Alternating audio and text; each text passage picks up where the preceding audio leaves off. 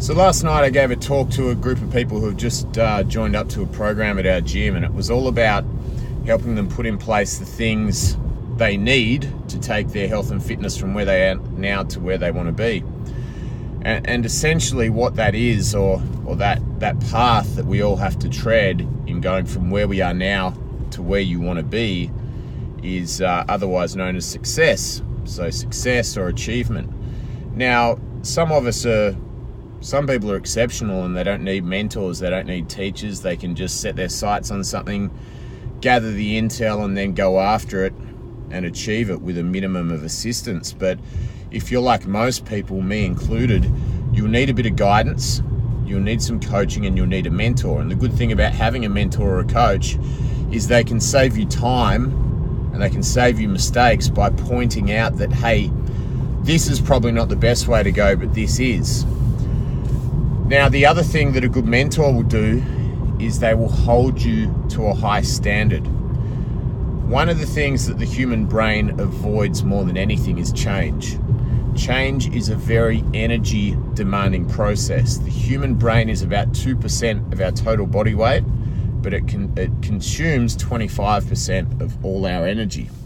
Now, with it consuming 25% of all energy, the brain has some tricky little mechanisms that it uses to try and limit that energy expenditure, and one of them is avoiding change.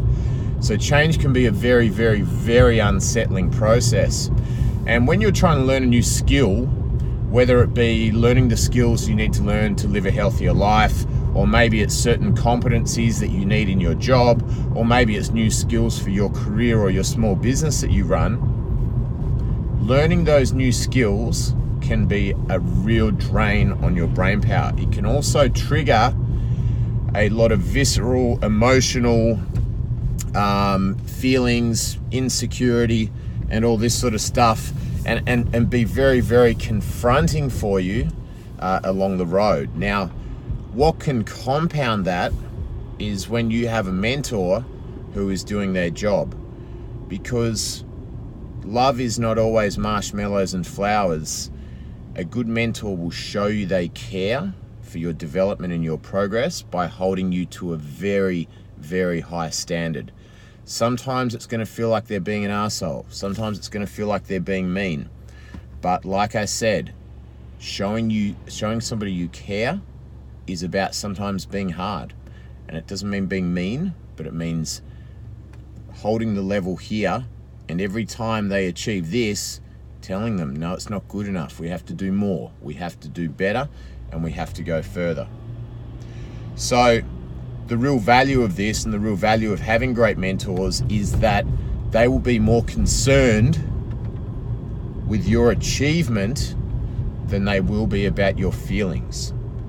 They will be prepared to risk you not liking them. They will be prepared to not be liked for the sake of helping you become better at the thing, and essentially or eventually getting what you want.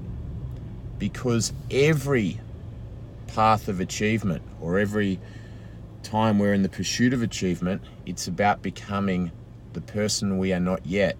It's about developing the skills that we don't yet have.